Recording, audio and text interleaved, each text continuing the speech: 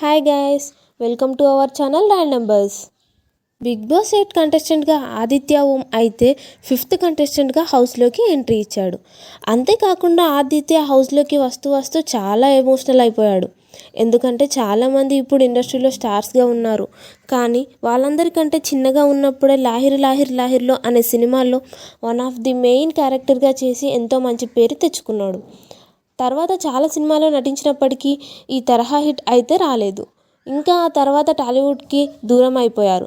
ఆదిత్య ఓం ఇన్నేళ్ల తర్వాత మళ్ళీ ముంబై నుంచి హైదరాబాద్కి వచ్చి అందులోనూ బిగ్ బాస్లోకి అవకాశం దక్కించుకొని ఎమోషనల్ అవుతూ మళ్ళీ నేను నా తెలుగు ఆడియన్స్కి దగ్గర అవ్వాలి అనుకుంటున్నాను. బికాస్ నాకు ఇది ఒక మంచి అవకాశం. మళ్ళీ నేను ఇక్కడ నుంచి కంటిన్యూగా తెలుగు సినిమాలు చేయాలి అనుకుంటున్నాను అంటూ దానికి నాకు బిగ్ బాస్ చాలా బాగా ఉపయోగపడుతుంది అని నమ్మకంతోనే ఇక్కడి దాకా వచ్చాను అని ఎమోషనల్ అయ్యాడు.